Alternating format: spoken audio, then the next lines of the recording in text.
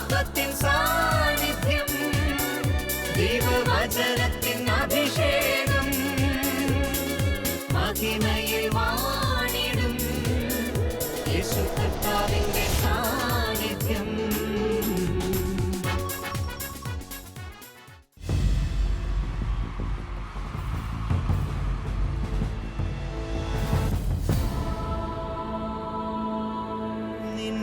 വചനം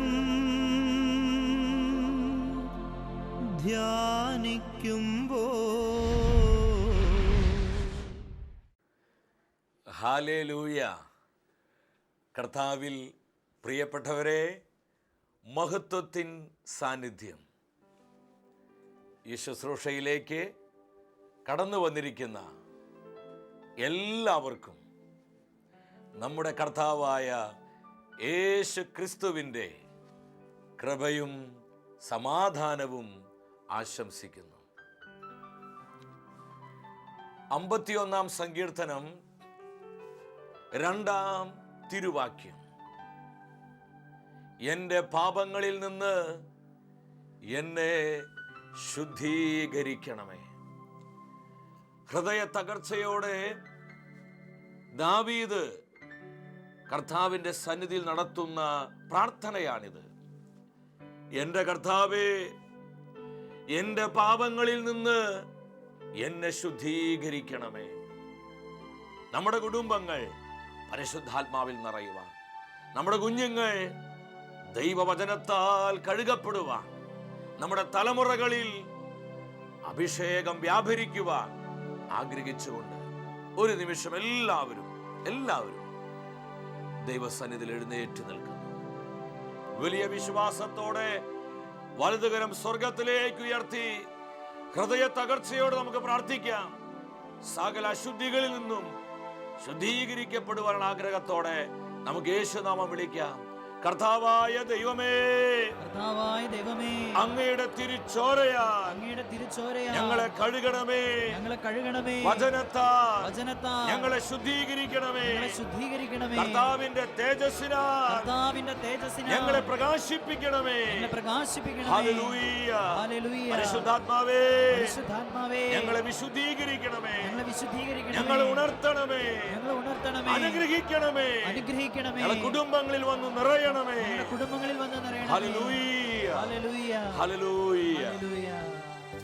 കരങ്ങൾ അടിച്ച് ആത്മാവിൽ നിറഞ്ഞ് ഒരു കുടുംബമായി നമ്മൾ പാടി പ്രാർത്ഥിക്കാൻ പോവുകയാണ്. ശുദ്ധീകരിക്കുന്ന അഗ്നിയായി പരിശുദ്ധാത്മാവ് നമ്മിൽ കത്തി പടരുന്ന സമയം പാപരോഗ ശാപബന്ധനത്തിന് അടിസ്ഥാനങ്ങളെ കർത്താവ് തകർക്കുകയാണ്. ഹൃദയം തുറന്ന് എല്ലാവരും ഒരുമിച്ച് പാടി പ്രാർത്ഥിക്കുന്നു. കരമടിച്ച് അവിടുത്തെ അത്ഭുതത്തിന് കരങ്ങൾക്കായി നീട്ടണമേ. എല്ലാ പാപ അടിസ്ഥാനങ്ങളെയും ഛിന്നഭിന്നമാക്കണമേ. കർത്താവിന്റെ ആത്മാവേ, നിറയണമേ, നിറയണമേ, നിറയണമേ. സ്വർഗത്തിൽ അഗ്നിയായി ഞങ്ങളെ ശുദ്ധീകരിക്കണമേ. എന്നെ ശുദ്ധീകരിക്കണമേ. ആത്മാവ അഗ്നിയിറക്കി ശുദ്ധീകരിക്കണമേ. അഗ്നിയിറക്കി സ്വർഗത്തിന്റെ തീ അനേകരിൽ കത്തട്ടെ. ദൈവത്തിന്റെ പരിശുദ്ധാത്മാവേ, സ്വർഗീയ തീയായി ഞങ്ങളിൽ പടരണമേ. ഞങ്ങൾ രൂപാന്തരപ്പെടുത്തണമേ, സൗഖ്യമാക്കണമേ, വിശുദ്ധീകരിക്കണമേ. ഒരുമിച്ച് പാടി പ്രാർത്ഥിച്ചേ.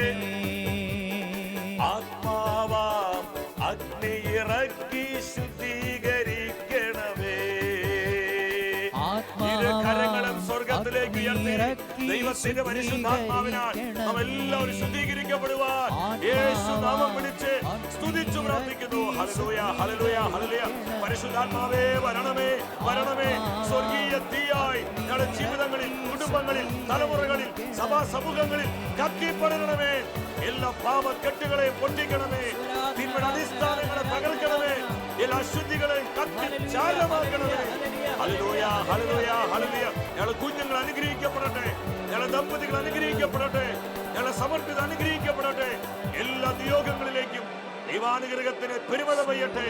കർത്താവേ, അങ്ങയുടെ സാന്നിധ്യത്തെ തടസ്സപ്പെടുത്തുന്ന സകല പാപങ്ങളിൽ നിന്നും ഞങ്ങളെ ശുദ്ധീകരിക്കണമേ, ശുദ്ധീകരിക്കണമേ, ശുദ്ധീകരിക്കണമേ. Thank you Lord. ഒരു നിമിഷം കർത്താവിന്റെ സന്നിധിയിൽ പരസ്പരം നമ്മൾ കരങ്ങൾ കോർത്തു പിടിക്കുന്നു. ശുദ്ധീകരണ സ്ഥലത്തിൽ സങ്കടം അനുഭവിക്കുന്ന എല്ലാ ആത്മാക്കൾക്കായി നമ്മൾ കണ്ണുനീരോടെ പ്രാർത്ഥിക്കുകയാണ്. തിരുസഭ ഈ മാസം പ്രത്യേകം അതിനായി നമുക്ക് നിയോഗിച്ച് തന്നിരിക്കുകയാണ്. വിശ്വാസത്തോടെ പ്രാർത്ഥിക്കുക. അനേകം ആത്മാക്കൾ ശുദ്ധീകരണ സ്ഥലത്തിൽ നിന്ന് നിത്യ സൗഭാഗ്യത്തിലേക്ക് പ്രവേശിക്കട്ടെ. ഒരു കുടുംബമായി നമ്മൾ ഒരുമിച്ച് പ്രാർത്ഥിക്കുക. കരങ്ങൾ കോർത്തു പിടിച്ച് കർത്താവിന്റെ തിരുമുഖത്ത് കണ്ണുറപ്പിച്ച് നമ്മൾ ഒരുമിച്ച് പ്രാർത്ഥിക്കുന്നു. നിത്യപിതാവേ, കൈക്കൊള്ളണമേ ഞങ്ങളണയ്ക്കും പ്രാർത്ഥനകൾ. നിൻ തിരുസുതനായി ഈശോ വഴിയായി കൈക്കൊള്ളണമേ പ്രാർത്ഥനകൾ. ഈശോയേ, കരുണയായിരിക്കണമേ, കരുണയായിരിക്കണമേ. ശുദ്ധീകരണ സ്ഥലത്തിൽ സങ്കടം അനുഭവിക്കുന്ന എല്ലാ ആത്മാക്കൾക്കായി ഞങ്ങൾ പ്രാർത്ഥിക്കുന്നു. പ്രാർത്ഥിക്കാൻ ആരോരുമില്ലാതെ വേദനിക്കുന്ന സകല അനാഥാത്മാക്കളെയും അവിടുത്തെ കരുണയിലേക്ക് സമർപ്പിക്കുന്നു. കരുണ വർഷിക്കണമേ. നിൻ തിരുസുതനായി ഈശോ വഴിയാ പിതാവേ, ആഭാ പിതാവേ, ആഭാ പിതാവേ,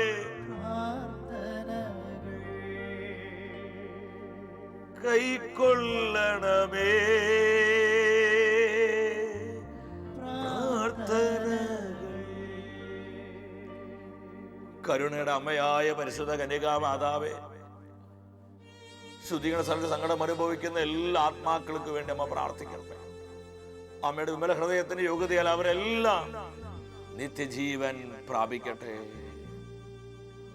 ആമേൻ. ഹല്ലേലൂയ. പ്രിയ ദൈവമക്കളെ, നമ്മെ ശുദ്ധീകരിക്കുന്ന കർത്താവിന്റെ വചനത്തിന്റെ മുൻപിൽ പ്രാർത്ഥനയോടെ ആയിരിക്കാം. സാർവത്രിക സഭ നവംബർ മാസം ശുദ്ധീകരണ സ്ഥലത്തിൽ ആത്മാക്കളെ ഓർക്കുകയും അവർക്ക് വേണ്ടി പ്രാർത്ഥിക്കുകയും ചെയ്യുവാനുള്ള നാളുകളായി നമുക്ക് നിയോഗിച്ച് തന്നിരിക്കുകയാണ്. ഈ ഒരു ചിന്തയോടെ ഈ വചന ശുശ്രൂഷയിലേക്ക് നമുക്ക് പ്രവേശിക്കാം. ഇന്നത്തെ വചന ശുശ്രൂഷയിൽ പരിശുദ്ധാത്മാവ് നമ്മെ പഠിപ്പിക്കുന്നത് ശുദ്ധീകരണ ആത്മാക്കളും നമ്മളും, ശുദ്ധീകരണ ആത്മാക്കളും നമ്മളും. ഇന്ന് ഒരുപാട് തെറ്റിദ്ധരിക്കപ്പെടുകയും സംശയിക്കപ്പെടുകയും ചെയ്യുന്ന ഒരു വിശ്വാസ സത്യമാണിത്. സ്വർഗ നരക ശുദ്ധീകരണ സ്ഥലങ്ങൾ കെട്ടുകഥയായി ചിന്തിക്കുന്ന അനേകമായിരങ്ങള് ഈ കാലഘട്ടത്തിലുണ്ട്.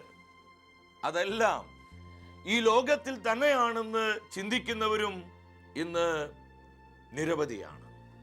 കർത്താവിൻ്റെ തിരുവെഴുത്തും സഭാ പാരമ്പര്യവും വിശുദ്ധാത്മാക്കളുടെ ജീവിത സാക്ഷ്യങ്ങളെല്ലാം എന്താണ് നമ്മോട് വിളിച്ചു പറയുന്നത്? ഇതൊരു കെട്ടുകഥയല്ല. സ്വർഗനരക ശുദ്ധീകരണ സ്ഥലങ്ങൾ അത് വലിയൊരു വിശ്വാസ സത്യമാണ്, യാഥാർത്ഥ്യമാണ്. 1917 ജൂലൈ മാസം 13-ാം തീയതി പരിശുദ്ധ അമ്മ സ്വർഗത്തിൽ നിറങ്ങി ഫാത്തിമയിലെ കുന്നിൻ ചെരുവുകളിൽ പ്രത്യക്ഷപ്പെടുകയാണ്. 3-ാം പ്രത്യക്ഷീകരണം. പരിശുദ്ധ മറിയം തന്റെ ചൂണ്ടുവിരൽ ആകാശത്തേക്ക് നീട്ടിയപ്പോൾ ആ 3 ഇടയ കുഞ്ഞുങ്ങള് ഭൂമിയുടെ പ്രതലത്തിൽ നിന്ന് മറ്റൊരു പ്രതലത്തിലേക്ക് മാറുകയാണ്. ആ കുഞ്ഞുങ്ങൾ കാണുകയാണ് ഒരു വലിയ അഗ്നി തടാകം. ഈ അഗ്നി തടാകത്തിൽ അനേകം ആത്മാക്കൾ നിലവിളിക്കുന്നു, കാറുന്നു, അട്ടഹസിക്കുന്നു, പിറുപിറുക്കുന്നു. ഈ കുഞ്ഞുങ്ങൾ ഇങ്ങനെ ഭയവിഹ്വലരായി നിൽക്കുമ്പോൾ പരിശുദ്ധ അമ്മ ചോദിച്ചു, മക്കളെ, കുഞ്ഞുങ്ങളെ, നിങ്ങൾ കാണുന്നത് എന്താ നിങ്ങൾക്ക് മനസ്സിലായോ? മക്കൾ പറഞ്ഞു, അമ്മേ, ഞങ്ങൾക്കൊന്നും മനസ്സിലാകുന്നില്ല. ഉടനെ പരിശുദ്ധ അമ്മ പറഞ്ഞു, ഇതാണ് നിത്യ നരകം, നിത്യ നരകം. അതിനുശേഷം സ്വർഗം പരിശുദ്ധ മറിയത്തിലൂടെ നമ്മെ പഠിപ്പിച്ച പ്രാർത്ഥനയാണ്, ഓൻ ഈശോയെ, ഞങ്ങളെ പാപങ്ങൾ പൊറുക്കണമേ, നരകാഗ്നി ഞങ്ങളെ രക്ഷിക്കണമേ. എല്ലാ ആത്മാക്കളെയും വിശേഷിയ അങ്ങേ സഹായം കൂടുതൽ ആവശ്യമുള്ള ആത്മാക്കളെ സ്വർഗത്തിലേക്ക് പ്രവേശിപ്പിക്കണമേ. നരകം ഒരു കെട്ടുകഥയല്ല. കത്തോലിക്ക സഭയുടെ മതബോധനത പഠിപ്പിക്കുന്നു. ദൈവത്തിന്റെ തിരുവെഴുത്തുകളിൽ ഈ നിത്യസത്യങ്ങൾ നമുക്ക് കാണാം. ഇതുപോലെ സ്വർഗവും ശുദ്ധീകരണ സ്ഥലവും ഒന്നും കെട്ടുകഥകളല്ല പ്രിയപ്പെട്ടവരെ. അനേകം വിശുദ്ധരുടെ സാക്ഷ്യങ്ങൾ ഈ സത്യത്തെ ഉറപ്പിക്കുകയാണ്. അപ്പോസ്തലനായ പൗലോസ് തെസ്സലോനി സഭയ്ക്ക് എഴുതിയ ഒന്നാമത്തെ ലേഖനം 4-ാം അധ്യായം 3-ാം തിരുവചനം, നിങ്ങളുടെ വിശുദ്ധീകരണമാണ് ദൈവം അഭിലഷിക്കുന്നത്. അസന്മാർഗ്ഗതയിൽ നിന്ന് നിങ്ങൾ ഒഴിഞ്ഞു മാറണം. ഈ വചനത്തിലൂടെ ദൈവത്തിന്റെ ആത്മാവ് എന്താണ് നമ്മോട് സംസാരിക്കുന്നത്? നിങ്ങളുടെ വിശുദ്ധീകരണമാണ് കർത്താവ് ആഗ്രഹിക്കുന്നത്. ദൈവത്തിന്റെ അൾട്ടിമേറ്റ് എയിം എന്ന് പറയുന്നത് നമ്മുടെ വിശുദ്ധീകരണമാണ്. പരിപൂർണമായി വിശുദ്ധീകരിക്കപ്പെടാത്ത ഒരു ആത്മാവും കർത്താവിനോട് കൂടെ നിത്യതയിൽ വാഴുകയില്ല. കത്തോലിക്ക സഭയുടെ മതബോധനമാണിത്. 1023 ഖണ്ഡികയിൽ സഭ വ്യക്തമായി ദൈവജനത്തെ സത്യം പഠിപ്പിക്കുകയാണ്. ദൈവത്തിന്റെ കൃപാവരത്തിലും സൗഹൃദത്തിലും മരിക്കുകയും പൂർണ്ണമായി വിശുദ്ധീകരിക്കപ്പെടുകയും ചെയ്യുന്നവർ ക്രിസ്തുവിനോടുകൂടെ എന്നേക്കും ജീവിക്കുന്നു. അവിടെ സഭ എടുത്തു പറയുകയാണ്, പരിപൂർണമായും വിശുദ്ധീകരിക്കപ്പെട്ടവർ എന്നേക്കും ക്രിസ്തുവിനോട് കൂടെ സ്വർഗത്തിൽ ജീവിക്കുന്നു. പരിപൂർണമായ വിശുദ്ധീകരണം കർത്താവ് ആഗ്രഹിക്കുന്ന അടിസ്ഥാനം എന്താ? നമ്മുടെ നിത്യജീവനാണ്. ശുദ്ധീകരണ സ്ഥലത്തെക്കുറിച്ചും എന്താണ് സഭയുടെ കാഴ്ചപ്പാട്? ദൈവത്തിന്റെ തിരുവെഴുത്തുകൾ എന്താണ് ഈ സത്യത്തെക്കുറിച്ച് നമ്മളെ പഠിപ്പിക്കുന്നത്? പരിശുദ്ധ പിതാവ് ബെനഡിക്ട് 16 മാർപ്പാപ്പ സഭാമക്കളോട് തന്റെ സഭാഭരണകാലത്ത് ഇപ്രകാരം ഉദ്ഘോഷിച്ചു, ശുദ്ധീകരണ സ്ഥലം ഇല്ലാതിരിക്കുക അസാധ്യമാണ്. ശുദ്ധീകരണ സ്ഥലം ഇല്ലാതിരിക്കുക അസാധ്യമാണ്. പ്രിയപ്പെട്ടവരെ, ഞാനിത് നിങ്ങളോട് പറയുമ്പോൾ പലർക്കും ചില തെറ്റിദ്ധാരണകൾ ഉണ്ടാകും. ശുദ്ധീകരണ സ്ഥലമോ? അങ്ങനൊരു സ്ഥലമുണ്ടോ? കർത്താവിൻ്റെ മഹാകരുണയുടെ ഏറ്റവും പ്രധാനപ്പെട്ട അത്ഭുതമാണ് ശുദ്ധീകരണ സ്ഥലം. ദൈവത്തിൻ്റെ തിരുവെഴുത്തിൽ നമുക്കത് കാണുവാൻ കഴിയും. അനേകം വിശുദ്ധരെ ഇതിനെക്കുറിച്ച് സാക്ഷ്യപ്പെടുത്തുകയാണ്. വിശുദ്ധനായ പേതരെ പിയോ ശുദ്ധീകരണ ആത്മാക്കളുമായി അദ്ദേഹത്തിന് നല്ലൊരു ബന്ധമുണ്ടായിരുന്നു. അദ്ദേഹത്തിൻ്റെ പ്രാർത്ഥനയിലൂടെ, പരിത്യാഗങ്ങളിലൂടെ എന്തുമാത്രം ശുദ്ധീകരണ ആത്മാക്കളാണ് നിത്യജീവൻ പ്രാപിച്ചത്. കൊച്ചു ത്രേസ്യ, ജോൺ മരിയ വിയാനി, വിശുദ്ധനായ പീറ്റർ ഡാമിയൻ എന്നു വേണ്ട അനേകം വിശുദ്ധാത്മാക്കള് ഇത് സാക്ഷ്യപ്പെടുത്തുകയാണ്. സഭയിലെ മഹാനായ മാർപ്പാപ്പയായിരുന്നു വിശുദ്ധനായ ഗ്രിഗറി 1 മാർപ്പാപ്പ. മാർപ്പാപ്പ ഇതിനെക്കുറിച്ച് എന്താണ് നമ്മെ പഠിപ്പിക്കുന്നത്? ചെറിയ തെറ്റുകളിൽ നിന്ന് ശുദ്ധീകരിക്കപ്പെടാൻ വേണ്ടി വിധി ദിനത്തിനു മുൻപായി ശുദ്ധീകരണാഗ്നി ഉണ്ട് എന്നുള്ളത് നാം വിശ്വസിക്കേണ്ടിയിരിക്കുന്നു. ഗ്രിഗറി 1 മാർപ്പാപ്പ നമ്മോട് പറയുകയാണ്, അന്ത്യവിധിക്ക് മുൻപായി ചെറിയ തെറ്റുകളിൽ നിന്ന് നാം എല്ലാവരും ശുദ്ധീകരണം പ്രാപിക്കുവാനായി ശുദ്ധീകരണ സ്ഥലം ഉണ്ടെന്ന് നമ്മളൊക്കെ വിശ്വസിക്കേണ്ടിയിരിക്കുന്നു. പ്രിയപ്പെട്ടവരെ, ഇത് വെറും വാക്കുകളല്ല. കത്തോലിക്ക സഭയുടെ മതബോധനം 1030 ഖണ്ഡികയിൽ സഭ തൻ്റെ മക്കളെ പഠിപ്പിക്കുകയാണ്. ദൈവത്തിന്റെ കൃപാവരത്തിലും സൗഹൃദത്തിലും മരിക്കുന്നവർ പൂർണ്ണമായി ശുദ്ധീകരിക്കപ്പെട്ടവരല്ലെങ്കിലും നിത്യരക്ഷയുടെ ഉറപ്പ് നേടിയവരാണ്. എന്നാൽ സ്വർഗീയ ആനന്ദത്തിലേക്ക് പ്രവേശിക്കുവാൻ ആവശ്യമായ വിശുദ്ധി നേടുന്നതിന് അവർ മരണാനന്തരം ശുദ്ധീകരണത്തിന് വിധേയരായിത്തീരുന്നു. തെരഞ്ഞെടുക്കപ്പെട്ടവരുടെ ഈ അന്തിമ ശുദ്ധീകരണത്തെ സഭ ശുദ്ധീകരണ സ്ഥലം എന്ന് വിളിക്കുന്നു. കത്തോലിക്ക സഭയുടെ മതബോധനം ആധികാരികമായി നമ്മെ പഠിപ്പിക്കുകയാണ്. ദൈവത്തിൻ്റെ സൗഹൃദത്തിലും കൂട്ടായ്മയിലും മരിക്കുന്നവർ ഒരു പരിപൂർണമായി വിശുദ്ധി നേടിയില്ലാത്തവരാണെങ്കിൽ പോലും നിത്യജീവൻ പ്രാപിക്കുവാൻ വേണ്ടി ഒരു അന്തിമ ശുദ്ധീകരണത്തിൽ അവർ കടന്നു പോകേണ്ടിയിരിക്കുന്നു. ഈ അന്തിമ ശുദ്ധീകരണത്തിനെ സഭ വിളിക്കുന്ന പേരാണ് ശുദ്ധീകരണ സ്ഥലം. എൻ്റെ പ്രിയപ്പെട്ടവരെ, ദൈവത്തിൻ്റെ തിരുവെഴുത്തിൽ മരണാനന്തരം ശുദ്ധീകരിക്കപ്പെടുന്നത് അഗ്നിയിലാണെന്ന് വ്യക്തമായി കാണുവാനായിട്ട് കഴിയും. അപ്പോസ്തലനായ പൗലോസ് കൊരിന്തോസ് സഭയ്ക്ക് എഴുതിയ 1-ാമത്തെ ലേഖനം 3-ാം അധ്യായം 15-ാമത്തെ തിരുവാക്യം, ആരുടെ പണി അഗ്നിക്കിരയാകുന്നുവോ അവൻ നഷ്ടം സഹിക്കേണ്ടി വരും, എങ്കിലും അഗ്നിയിലൂടെ എന്ന വണ്ണം അവൻ രക്ഷപ്പെടും. അഗ്നിയിലൂടെ എന്ന വണ്ണം സഭാപിതാക്കന്മാരും അനേകം വിശുദ്ധരും ഈ അഗ്നിയെ ശുദ്ധീകരണത്തിൽ അഗ്നിയായി വിശേഷിപ്പിക്കുന്നുണ്ട്. അഗ്നിയിലൂടെ എന്ന വണ്ണം അവർ രക്ഷ പ്രാപിക്കും. മരണാനന്തരം നമ്മൾ നിത്യസൗഭാഗ്യം പ്രാപിക്കുവാൻ തക്കവിധ വിശുദ്ധി നേടുന്നതിന് വേണ്ടി ദൈവം ഒരുക്കിയിരിക്കുന്ന തൻ്റെ കരുണയുടെ ഇടമാണ് ശുദ്ധീകരണ സ്ഥലം.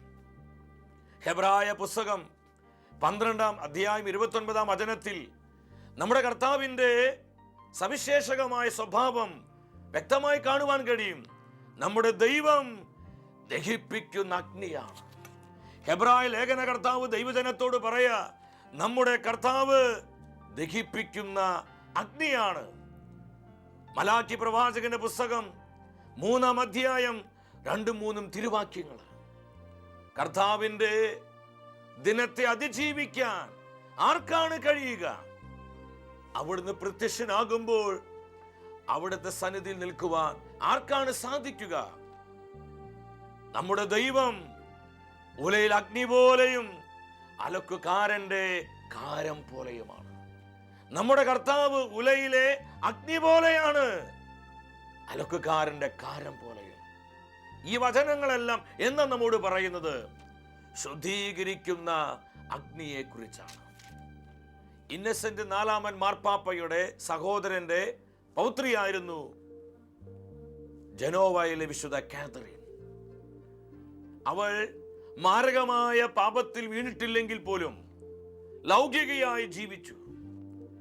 ഈ ലോകത്തിന്റെ സുഖങ്ങൾ അനുഭവിച്ച് കാതറിൻ മുന്നോട്ട് പോവുകയാണ്. എന്നാൽ 1474 വളരെ വലിയൊരു മാനസാന്തരത്തിന് അനുഭവം കർത്താവ് അവൾക്ക് കൊടുത്തു. ഒരു ദിവസം അവൾ കുമ്പസാരിക്കാൻ തൻ്റെ കുമ്പസാരക്കാരൻ്റെ അടുത്തേക്ക് പോവുകയാണ്. അവിടെ വെച്ച് അവളുടെ ഹൃദയത്തിന്റെ കണ്ണുകളെ കർത്താവ് തുറന്നു. ദൈവം തൻ്റെ ആത്മാവിനെ കാണുന്നത് പോലെ തൻ്റെ ആത്മാവിന്റെ സ്ഥിതി കാണുവാൻ കാതറിനെ കർത്താവ് സഹായിച്ചു. അവൾ പൊട്ടി പൊട്ടി കരയാൻ തുടങ്ങി. അവൾ തൻ്റെ ജീവിതം കർത്താവിനായി സമർപ്പിച്ചു. പൂർണ്ണമായൊരു മാനസാന്തരത്തിന് അനുഭവം അവൾക്ക് ലഭിച്ചു. തൻ്റെ ഭർത്താവിൻ്റെ അരികിൽ വന്ന് അവൾ പറഞ്ഞു, ഇനിയുള്ള കാലം സഹോദരി സഹോദരന്മാരെ പോലെ നമുക്ക് കഴിയാം. അവളുടെ ഭർത്താവ് അതിന് അനുവാദം കൊടുക്കുകയാണ്. അദ്ദേഹവും ഒരു വിശുദ്ധ ജീവിതത്തിന് തയ്യാറായി. അവൾ ചില പരിത്യാഗങ്ങൾ എടുത്തു. അർത്ഥശൂന്യമായ വാക്കുകൾ ഞാൻ സംസാരിക്കുകയില്ല. ലോകത്തിന്റെ സുഖഭോഗങ്ങളിൽ ഞാൻ കണ്ണു പതിപ്പിക്കുകയില്ല. ജീവിക്കാൻ മാത്രം ഞാൻ ഭക്ഷിക്കും. ആവശ്യത്തിന് മാത്രം ഞാൻ ഉറങ്ങും. ഒരുപാട് തപശ്ചര്യകൾ അവൾ അനുഷ്ഠിച്ചു. സ്വർഗീയ ജ്ഞാനത്താൽ ദൈവം അവളെ നിറച്ചു. വിശുദ്ധയായ കാതറിൻ പറയുന്നൊരു കാര്യമുണ്ട്. പാപത്തിന്റെ തുരുമ്പാണ് സ്വർഗീയ ആനന്ദത്തിന് തടസ്സമായി നിൽക്കുന്നത്. ഈ തുരുമ്പ് അഗ്നിയിലൂടെ എന്നവണ്ണം ശുദ്ധീകരിക്കപ്പെടണം. ഇങ്ങനെ ശുദ്ധീകരിക്കപ്പെടുവാനുള്ള സ്ഥലമാണ് ശുദ്ധീകരണ സ്ഥലം. കർത്താവിന്റെ മഹത്വത്തിൽ പങ്കുകാരാകാൻ നമ്മെ തടസ്സപ്പെടുത്തുന്നത് നമ്മുടെ ജീവിതത്തിലുള്ള പാപകരമായ തുരുമ്പുകളാ. ഈ തുരുമ്പുകളെല്ലാം ശുദ്ധീകരിക്കുന്ന അഗ്നിയിൽ കരിഞ്ഞു പോയാൽ മാത്രമാണ് നമുക്ക് യഥാർത്ഥത്തിൽ സ്വർഗീയ ആനന്ദം അനുഭവിക്കാൻ സാധിക്കുകയുള്ളൂ. അതിനാൽ പ്രിയപ്പെട്ടവരെ, ശുദ്ധീകരണ സ്ഥലം, ശുദ്ധീകരണ ആത്മാക്കൾ എന്നൊക്കെ പറയുന്നത് ഒരു കെട്ടുകഥയല്ല. നമ്മൾ ആ നിത്യസത്യം മനസ്സിലാക്കി കൂടുതൽ അവർക്കായി പ്രാർത്ഥിക്കുകയും അവരെ സ്നേഹിക്കുകയും ചെയ്യണം. വെളിപാടിന്റെ പുസ്തകം 21-ാം അധ്യായം 27-ാം വചനത്തിൽ ദൈവത്തിന്റെ വചനം സാക്ഷ്യപ്പെടുത്തുകയാണ്. കുഞ്ഞാടിന്റെ ജീവഗ്രന്ഥത്തിൽ പേരെഴുതപ്പെട്ടവർ മാത്രമേ സ്വർഗത്തിൽ പ്രവേശിക്കൂ. അശുദ്ധമായതൊന്നും സ്വർഗത്തിൽ പ്രവേശിക്കുകയില്ല. നമ്മൾ ഇരുത്തി ചിന്തിപ്പിക്കേണ്ട തിരുവാക്യമാണിത്. അശുദ്ധമായതൊന്നും സ്വർഗത്തിൽ പ്രവേശിക്കുകയില്ല. അതുകൊണ്ടാ സഭ പഠിപ്പിക്കുന്നത് പരിപൂർണമായി വിശുദ്ധീകരിക്കപ്പെട്ട ആത്മാക്കൾ മാത്രമാണ് ക്രിസ്തുവിനോടുകൂടെ എന്നേക്കുമായി സ്വർഗത്തിൽ വാഴുന്നത്. ഇത് തന്നെയല്ല ഈ വചനം നമ്മെ പഠിപ്പിക്കുന്നത്. കുഞ്ഞാടിന്റെ ജീവഗ്രന്ഥത്തിൽ പേരെഴുതപ്പെട്ടവർ അവർ മാത്രമാണ്. അശുദ്ധമായതൊന്നും, ഒരു ചെറിയ അശുദ്ധി നമ്മുടെ ജീവിതത്തിൽ ഉണ്ടെങ്കിൽ നമുക്ക് നിത്യ സൗഭാഗ്യം അനുഭവിക്കാൻ സാധ്യമല്ല. അതിന് ഏറ്റവും വലിയ തെളിവാണ് ശുദ്ധീകരണ സ്ഥലം. ശുദ്ധീകരണ സ്ഥലം. ഇന്ന് അനേകർ ചിന്തിക്കുന്നുണ്ട്, ഇത് മിഥ്യയായ ഒരു സങ്കല്പമല്ലേ? അല്ല പ്രിയപ്പെട്ടവരെ, നമ്മൾ എന്തുമാത്രം വിശുദ്ധിയോടെ ഈ ലോകത്തിൽ ജീവിക്കാൻ പരിശ്രമിച്ചാലും ഈ ലോകത്തിന്റെ കളങ്കങ്ങള്, കറകളൊക്കെ അല്പസ്വല്പമായി നമ്മുടെ ജീവിതത്തിൽ അള്ളിപ്പിടിക്കാൻ ഒരുപാട് സാധ്യതകളുണ്ട്. എത്രയോ വിശുദ്ധിയിൽ ജീവിച്ച വിശുദ്ധാത്മാക്കൾ പോലും ഏതാനും ദിവസങ്ങൾ ശുദ്ധീകരണ സ്ഥലത്തിൽ കിടക്കേണ്ടി വന്നതായി കൊച്ചു ത്രേസ്യ തന്റെ ജീവിതത്തിലൂടെ സാക്ഷ്യപ്പെടുത്തുന്നുണ്ട്. മനുഷ്യൻ എന്തുമാത്രം വിശുദ്ധിയോടെ ജീവിച്ചാലും അതിലൊരു ഇംപ്യൂരിറ്റി ഉണ്ട്. പ്രവാചകനായ യെശയ്യാ പറയുന്നുണ്ട്, മനുഷ്യന്റെ സൽപ്രവർത്തികൾ ദൈവത്തിന്റെ മുൻപിൽ മലിനവസ്ത്രം പോലെയാണ്. അതിനാൽ പ്രിയപ്പെട്ടവരെ, ഒരു അന്തിമ ശുദ്ധീകരണം എന്ന് പറയുന്നത് അത് കെട്ടുകഥയല്ല. 10-ാം നൂറ്റാണ്ടിൽ തിരുസഭയിൽ ജീവിച്ച വലിയൊരു വിശുദ്ധനായിരുന്നു പീറ്റർ ഡാമിയൻ. അദ്ദേഹം വൈദികനായി, പിന്നീട് ബിഷപ്പായി, സഭയുടെ കർദ്ദിനാളായി വിശുദ്ധ പദവിയിലേക്ക് ഉയർത്തപ്പെടുകയാണ്. അത്രമാത്രം വിശുദ്ധിയോടെ ജീവിച്ച പീറ്റർ ഡാമിയൻ അദ്ദേഹത്തിന്റെ ജീവിതത്തിൽ അദ്ദേഹം എഴുതി വെച്ചു. ഒരു ദിവസം രാത്രി അദ്ദേഹം പ്രാർത്ഥിച്ചു കൊണ്ടിരിക്കുമ്പോൾ തന്റെ സഹോദരി അദ്ദേഹത്തിന് പ്രത്യക്ഷപ്പെടുകയാണ്. ഏതാനും വർഷങ്ങൾക്ക് മുൻപ് അവൾ മരിച്ചു പോയതാണ്.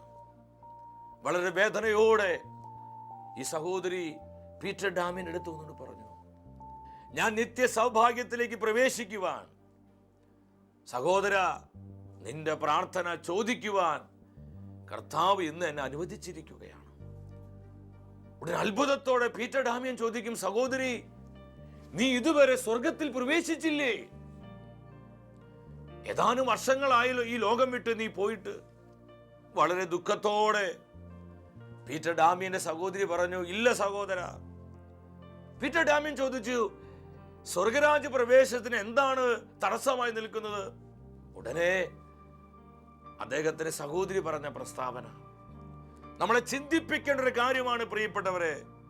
നിങ്ങളെ ഒന്ന് ഇമോഷൻ ആക്കാൻ വേണ്ടിയല്ല ഈ അനുഭവം ഞാൻ പറയുന്നത്.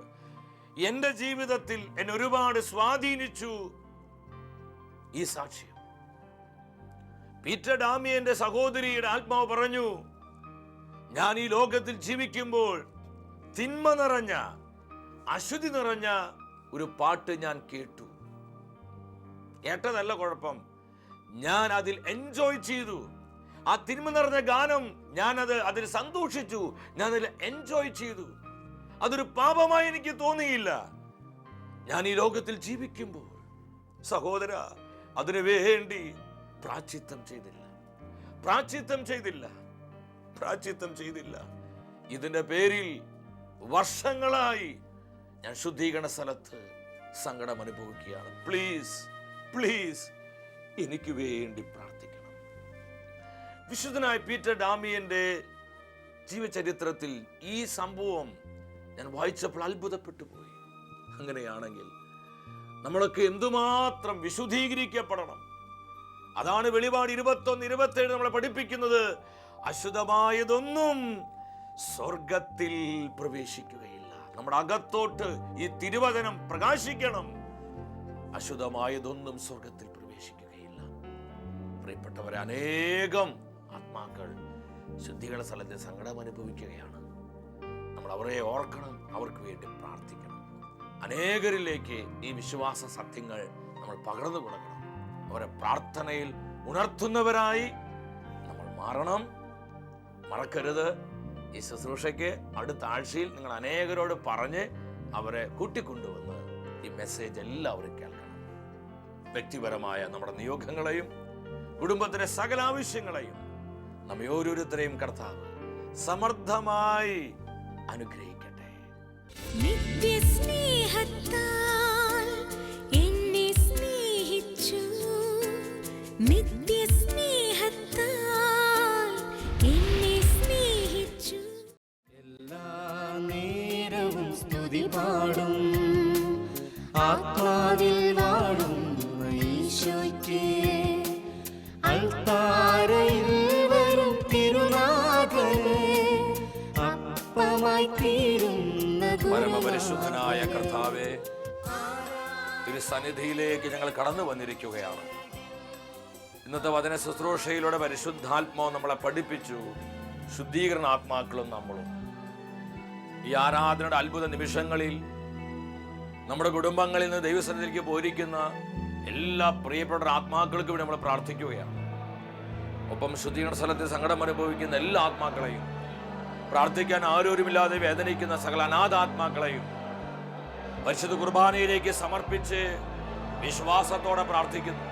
കർത്താവിന്റെ കരുണയാൽ ഈ നിയോഗം വിശുദ്ധീകരിക്കപ്പെടുവാൻ, ദൈവ കരുണയാൽ അനേകം ആത്മാക്കള് ശുദ്ധീകരണ സ്ഥലത്തിൽ നിന്ന് നിത്യജീവനിലേക്ക് പ്രവേശിക്കുവാൻ, അതിലൂടെ നമ്മുടെ കുടുംബങ്ങൾ അനുഗ്രഹിക്കപ്പെടുവാൻ, നമ്മുടെ കൂട്ടായ്മകൾ ശക്തിപ്പെടുവാൻ, നമ്മുടെ തലമുറകൾ പരിശുദ്ധാത്മാവിൽ നിറയുവാൻ നമുക്ക് വിശ്വാസത്തോടെ കർത്താവിന്റെ കരുണയ്ക്ക് വേണ്ടി നിലവിളിച്ചു പ്രാർത്ഥിക്കാം. ഹല്ലേലൂയ, ഹല്ലേലൂയ, ഹല്ലേലൂയ. കർത്താവേ കരുണയായിരിക്കണമേ, കർത്താവേ കരുണയായിരിക്കണമേ, ഞങ്ങളുടെ മേൽ കരുണയായിരിക്കണമേ, ഞങ്ങളുടെ കുടുംബങ്ങളുടെ മേൽ കരുണയായിരിക്കണമേ, ഞങ്ങളുടെ തലമുറകളുടെ മേൽ കരുണയായിരിക്കണമേ. ശുദ്ധീകരണ സ്ഥലത്തിൽ സങ്കടം അനുഭവിക്കുന്ന എല്ലാ ആത്മാക്കളുടെ മേൽ കരുണയായിരിക്കണമേ. കർത്താവേ, അവിടുത്തെ അനന്തമായ കരുണയുടെ യോഗ്യതയാ ഈ ആത്മാക്കളെല്ലാം നിത്യജീവനം പ്രാപിക്കട്ടെ. ഹല്ലേലൂയ, ഹല്ലേലൂയ, ഹല്ലേലൂയ, ഹല്ലേലൂയ. സകല പാപത്തിന്റെ അശുദ്ധികളും സ്വർഗത്തിന്റെ അഗ്നിയാലെ നിർവീര്യമായി പോകട്ടെ. ശുദ്ധീകരണം ഉണ്ടാകട്ടെ. കർത്താവിന്റെ ചോരയാൽ സകല ആത്മാക്കളും കഴുകപ്പെടട്ടെ. ഹല്ലേലൂയ, ഹല്ലേലൂയ, ഹല്ലേലൂയ. വിശ്വാസത്തോടെ പ്രാർത്ഥിച്ചോ. നമ്മുടെ കുടുംബങ്ങളിൽ ഈ സമയം അത്ഭുതങ്ങൾ വെളിപ്പെടുകയാണ്. നമ്മുടെ ആവശ്യങ്ങളുടെ മേൽ കർത്താവിന്റെ കൃപ കടന്നു വരികയാണ്. നമ്മുടെ നിയോഗങ്ങളിൽ ദൈവത്തിന്റെ പ്രവൃത്തി വെളിപ്പെടുകയാണ്. ഇരുകരങ്ങളും പരിശുദ്ധ കുർബാന മുന്നിൽ ഉയർത്തിപ്പിടിച്ച് സ്വരമുയർത്തി യേശുവിനെ വിളിക്കുന്നു. യേശുവേ, യേശുവേ ഒന്ന് വാഴണമേ, ഇനി ഞാനല്ല എന്നിൽ നീയല്ലൂ.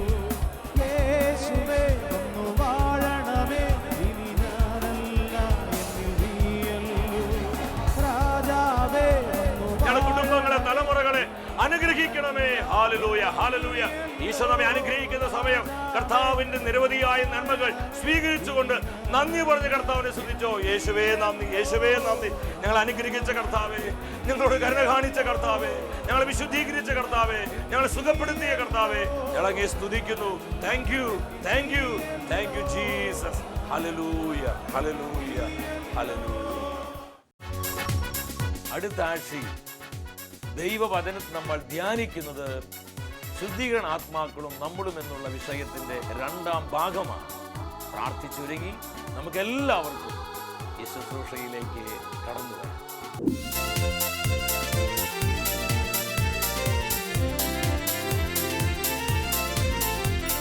മഹത്വമേ, മഹത്വമേ, മഹത്വത്തിൻ രാജാവേ, മഹത്വത്തിൻ സാന്നിധ്യം. മഹത്വമേ, മഹത്വമേ, മഹത്വത്തിൻ